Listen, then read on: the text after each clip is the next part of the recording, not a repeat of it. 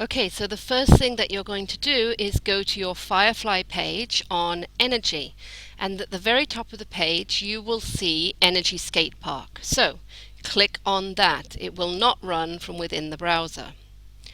Once you've clicked on it, you will be at PHET Interactive Simulations, and we are going to click Run Now. When you do this, it will ask you to download a file, so please say Save.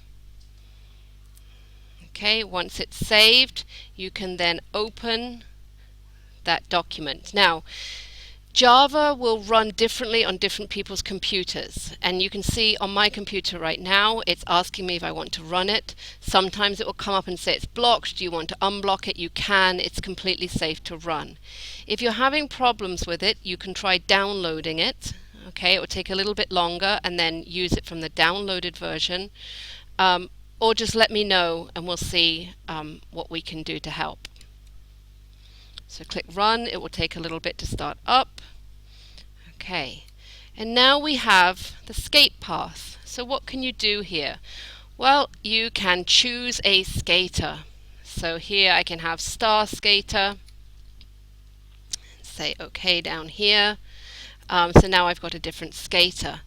And what I really want to think about is, when does she have maximal gravitational potential energy?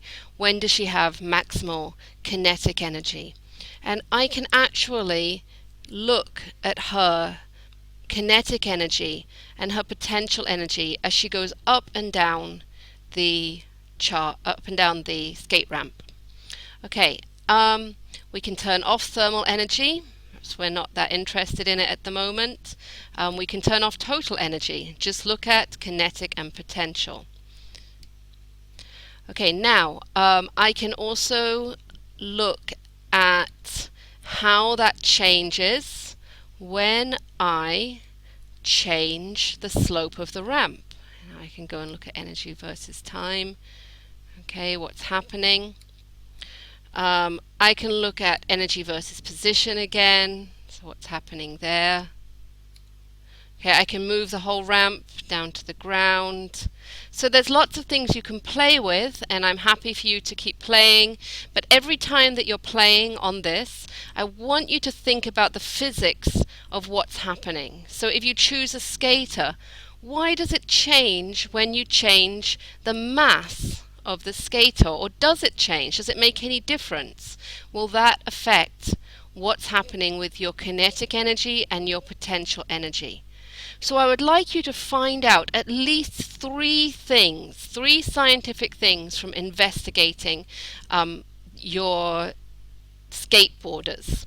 You can also add tracks, so you just need to drag them down here. The red ones link on to red ones. Okay, but obviously he would need enough kinetic energy to get over there, so let's give him a bit more. He's going to get some there.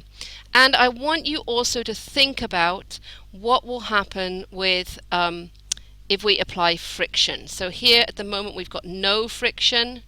Let's give a little bit more friction.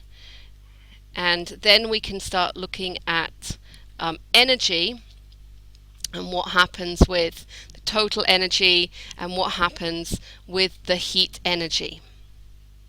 Okay, so lots and lots of different things to try. Here you can see there's been too much friction for him. He's just exhausted and he's going to have a little rest. So go and have fun.